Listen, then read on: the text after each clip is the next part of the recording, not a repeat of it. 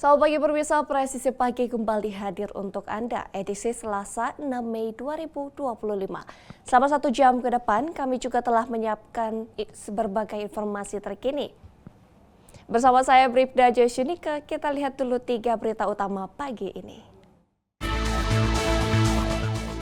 Seorang pelaku begal sadis ditangkap oleh warga dan petugas kepolisian setelah melakukan aksi pencurian dengan kekerasan.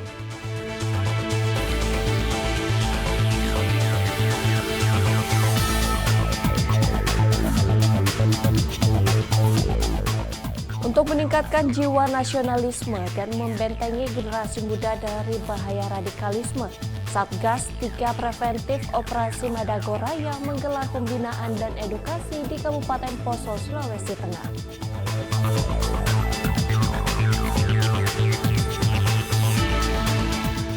Jajaran Polres Mikisan melaksanakan kegiatan panen jagung di lahan ketahanan pangan yang ada di wilayah Mimika dalam upaya mendukung program terkait ketahanan pangan.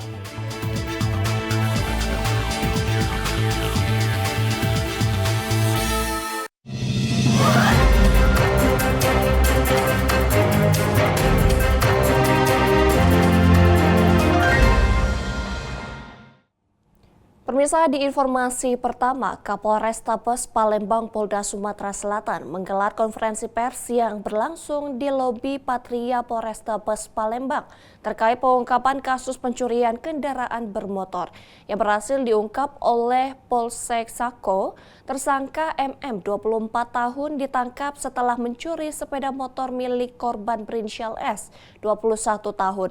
Tersangka langsung dibawa ke Mapolsek Sako untuk proses penyidikan lebih lanjut. Sementara itu, Kapolrestabes Palembang mengingatkan masyarakat untuk selalu lebih berhati-hati dalam menjaga barang berharga, terutama kendaraan bermotor, untuk menghindari terjadinya tindakan kriminal.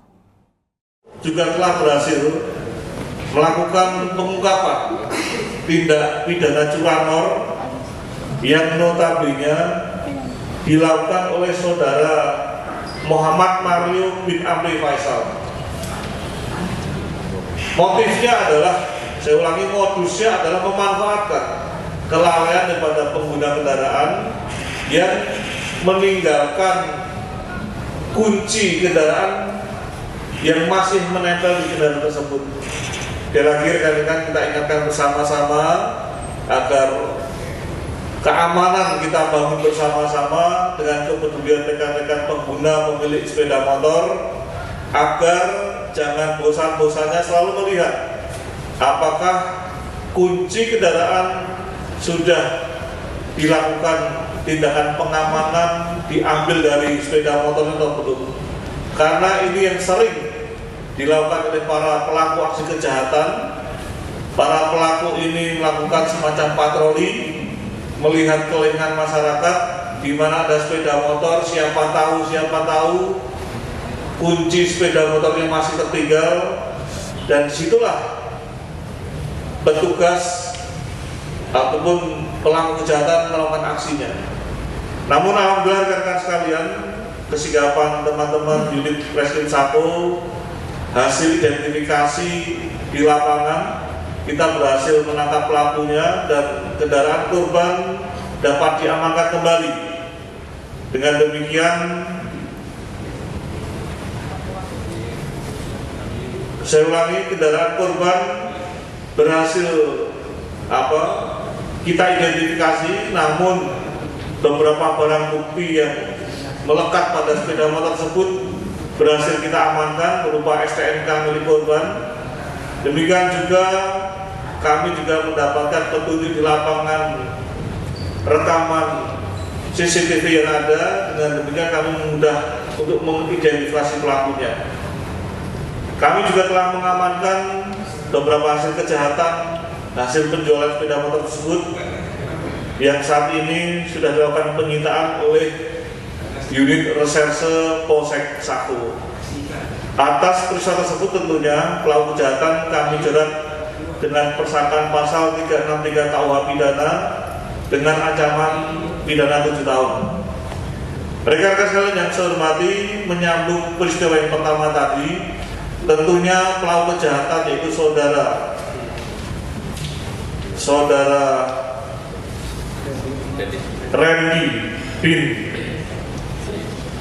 Randy Sapran bin Zairin, karena yang bersangkutan sudah melakukan tindak pidana hampir kurang lebih 100 TKP, dan dari 100 tersebut kami telah membuktikan sementara ini 23 laporan polisi yang ada.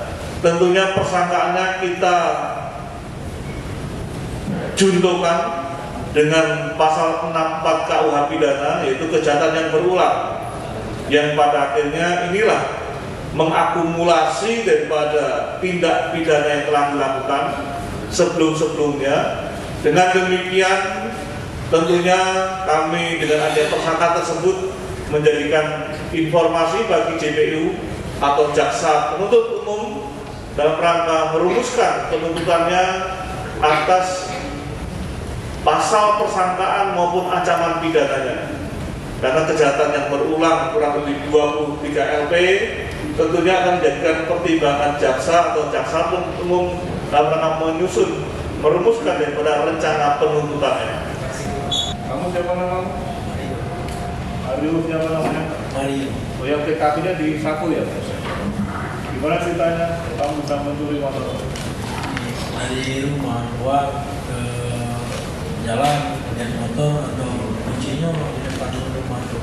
Oke, terus kamu waktu itu jalan-jalan atau Jalan kaki dari rumah gua ke komplek. berarti rumahmu dekat komplek itu lah? Iya. Berarti di sekitar rumahmu itu tiba-tiba muncul ingin mengambil motor itu? Iya. Karena melihat kuncinya masih ketinggalan. Iya. Nah, terus setelah kamu ambil, Saya pergi. pergi kamu sempat jual nggak? Ya sempat buka marketplace Marketplace, laku berapa? 1 juta. Motor 1 juta? Masih ada uangnya? Ya, atau masih ada? Ya karena Masih ingat nggak? Dijualnya di mana? makan marahin di jalan. Di mana? Makan marahin Tanah Muara ini. di jalan. Berarti kamu kesana naik motor itu? Ya. Terus platnya kamu rubah atau kamu apa itu?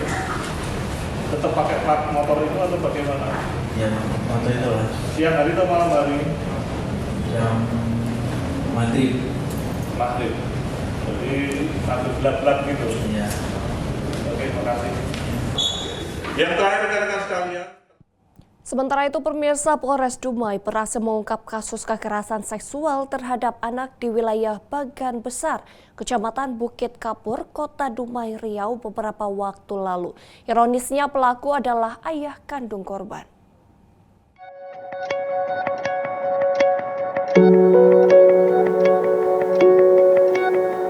Seorang pria berinisial A diamankan Satreskrim Polres Dumai. Ia melakukan kekerasan seksual terhadap anak gadisnya sendiri. Peristiwa ini terjadi lebih dari 10 kali di rumah mereka di Bagan Besar, Kecamatan Bukit Kapur. Aksi bejat pelaku terbongkar setelah korban mengadu kepada ibu kandungnya yang telah bercerai dari pelaku. Polisi lalu segera bertindak setelah mendapatkan laporan. Dari hasil penyelidikan, petugas mengamankan barang bukti berupa selembar baju bermotif kotak-kotak, lalu rok panjang, 1 buah cutter, dan lembar pisum. Saat ini pelaku sudah ditahan di rutan Polres Dumai untuk keperluan penyidikan lebih lanjut. Penyidik masih terus mendalami keterangan saksi dan para korban. Pelaku dijerat dengan pasal 76D junto pasal 81 ayat 1, 2, dan 3 Undang-Undang Nomor 17 Tahun 2016 tentang Perlindungan Anak, dengan ancaman hukuman 3 hingga 15 tahun penjara. Polres Dumai juga bekerja sama dengan dinas terkait untuk memberikan pendampingan psikologis kepada korban. Hal ini untuk memastikan korban mendapatkan perlindungan dan pemulihan yang layak. Dari Humas Polres Dumai melaporkan untuk Polri TV.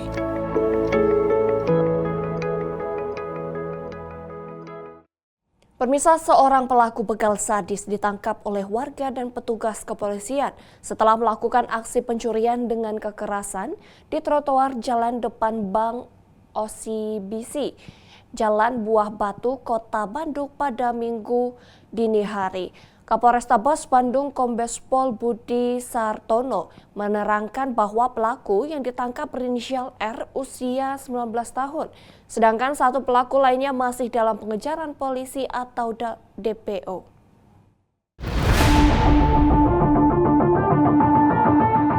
Korban mengalami luka berat akibat bacokan golok yang dilakukan oleh pelaku.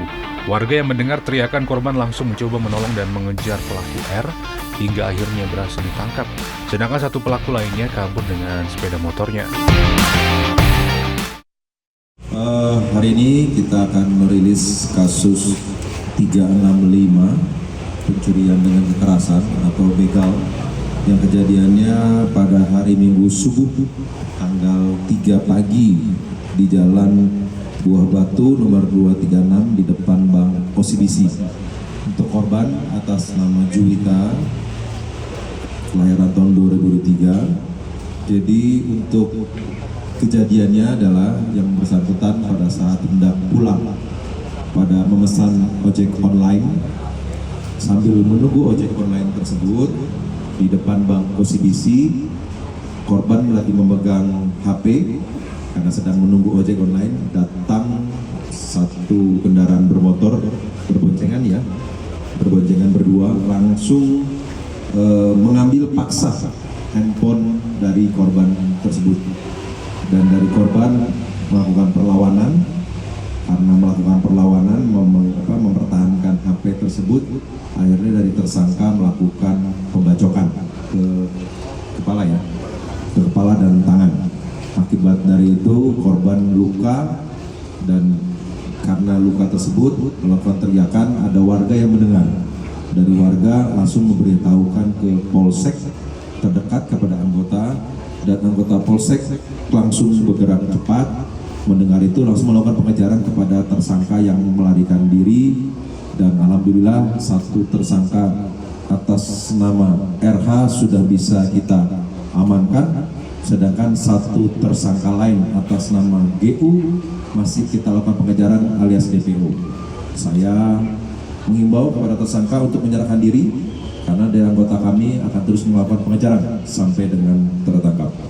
Untuk barang bukti yang bisa diamankan adalah satu bilah senjata tajam jenis golok dengan gagang berwarna hitam, satu buah helm warna merah, satu jaket parasit, satu kaos warna hitam, satu celana jeans, dan satu sepasang sepatu kets. Untuk pasal yang dilanggar adalah pasal 365 dengan ancaman 12 tahun. Sedangkan untuk korban sekarang masih dirawat di rumah sakit Sartikasi. Ya, yang pasti kalau memang anggota sudah melihat ada perlakuan tindak pidana curas atau begal, jika memang anggota di lapangan silakan dengan diskresinya bisa melakukan upaya hukum, upaya paksa jika memang melarikan diri dengan tindakan-tindakan hukum yang sesuai aturan undang-undang. Kalau diberi peringatan tidak bisa, itu bisa dengan tindakan hukum. Tapi ini bagi para pelaku yang memang sudah meresahkan seperti itu. Ya. Tembak di tempat gimana, Dan? Ya, tetap ada aturan ya kan, tidak mungkin langsung tembak di tempat. Semua pasti ada aturannya. Tapi pasti kalau sudah membahayakan jiwa, sudah membahayakan nyawa baik korban maupun polisi, akan dilakukan tindakan tegas.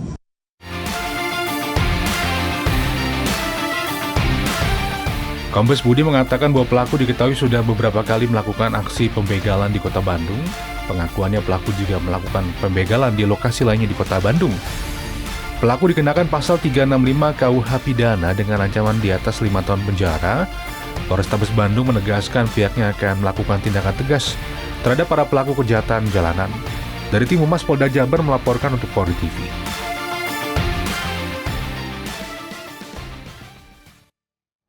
Pemirsa, Polres Bangli berhasil mengungkap kasus pencurian sepeda motor milik warga Desa Songan, Kecamatan Kintamani yang terjadi pada 21 April 2025 lalu. Kapolres Bangli Polda Bali, AKBP Gede Putra, menegaskan bahwa kasus terungkap setelah korban melihat motornya berada di atas mobil pemulung asal Jember yang mengaku membeli motor tersebut dari orang tak dikenal berinisial S asal Pamekasan, Jawa Timur. Yang kami sampaikan di sini, si korban menanyakan kepada si pelaku kaitan dengan asal usul dari mana yang bersangkutan memperoleh unit sepeda motor ini. Kemudian si pelaku menyampaikan bahwa yang bersangkutan mendapatkan unit ini dari pelaku berinisial S. Kemudian untuk sangkaan pasal yang kita terapkan, pasal 362 KUHP dengan ancaman hukuman paling lama 5 tahun dan pasal 480 KUHP dengan ancaman paling lama 4 tahun penjara.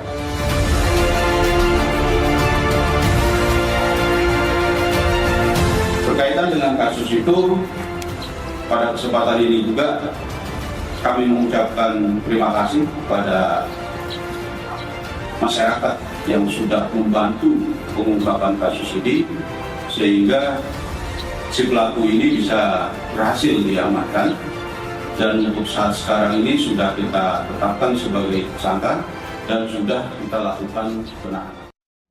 Pemirsa, Barreskrim Polri melalui Direktorat Tindak Pidana Tertentu Barreskrim Polri berhasil mengungkap kasus tindak pidana penyalahgunaan gas bersubsidi di wilayah Jawa Barat dan Jawa Tengah.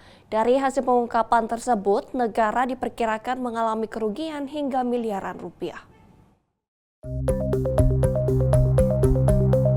Pengungkapan kasus ini dipimpin dan disampaikan langsung oleh Direktur Tindak Pidana Tertentu Barreskrim Polri, Brigjen Pol Nunung Saifuddin, didampingi oleh Karopenmas Divisi Humas Polri, Brigjen Pol Trunuyudo Wisnu Andiko, serta jajaran terkait lainnya. Dalam pengungkapan kasus ini, 2 kasus utama berhasil diungkap oleh Direktorat Tindak Pidana Tertentu Barreskrim Polri, di mana kasus pertama yang diungkap adalah kasus di Dusun Kerajaan, Kecamatan Telagasari, Kabupaten Kerawang, Jawa Barat, sementara kasus kedua berlokasi di Jalan Perintis Kemerdekaan, Kecamatan Banyumanik, Kota Semarang, Jawa Tengah. Polri mengungkapkan modus operandi yang digunakan oleh para pelaku di 2 lokasi tersebut merupakan hal yang serupa, yakni dengan mengoplos gas LPG non-subsidi ukuran 12 kg menggunakan isi dari 3 hingga 4 tabung gas subsidi ukuran 3 kg, kemudian menjualnya kembali dengan harga non-subsidi. Brigjen Pol Nunung Saifuddin menjelaskan bahwa kasus ini memiliki keunikan tersendiri. Biasanya pelaku pengoplosan adalah pihak yang menimbun gas dari pangkalan. Namun dalam kasus ini justru pihak pangkalan yang terlibat langsung dalam praktik ilegal tersebut. Nah, ini cukup menarik gitu. Biasanya orang beli dari pangkalan baru disuntik atau dipindahkan ke tabung non subsidi. Lah, ini pangkalan sendiri yang bermain. Tentu nanti bisa menjadi perhatian dari rekan dari Dirjen Minyak dan Gas Bumi, Pak Budi. Kalau perlu izinnya harus dicabut. Kenapa? Karena dampak dari pangkalan ini langsung bermain, terjadi kelangkaan secara lokal terhadap LPG 3 kg ini. Ini salah satu sumber informasi mengapa kita bisa tahu adanya penyalahgunaan LPG ini, karena ada kelangkaan di sekitar pangkalan tersebut. Dalam pengungkapan kasus di Karawang, polisi mengamankan tersangka berinisial TN yang berperan sebagai pemilik pangkalan sekaligus pelaku utama pengoplosan gas LPG bersubsidi. Sementara itu di Kota Semarang, Subdit 3 Direktorat Tindak Pidana Tertentu Barreskrim Polri berhasil mengamankan 3 orang tersangka berinisial DS, KKI, dan FZ. Mereka diduga melakukan praktik serupa, namun dalam skala yang lebih besar dan masif. Brigjen Pol Nunung menegaskan bahwa jumlah barang bukti yang diamankan di Semarang jauh lebih banyak dibandingkan dengan kasus yang di Karawang. Yang untuk di TKP Kerawang, kita sudah menyita 386 tabung gas, ya, dengan rincian 254 tabung gas 3 kilo, 38 tabung gas 5,5 kilo, dan 94 tabung gas 12 kilo. Yang kedua, 20 regulator atau alat suntik yang sudah dimodifikasi, nanti rekan-rekan bisa melihat, ya, seperti biasanya. Itu yang digunakan oleh dokter. 10 buah potongan ember, 1 unit HP merek Vivo Y22 warna biru dengan nomor IMEI 865386064621 beserta SIM card-nya, kemudian 1 buah buku catatan pembelian tabung gas 3 kilo. Yang terakhir adalah 1 unit mobil pickup.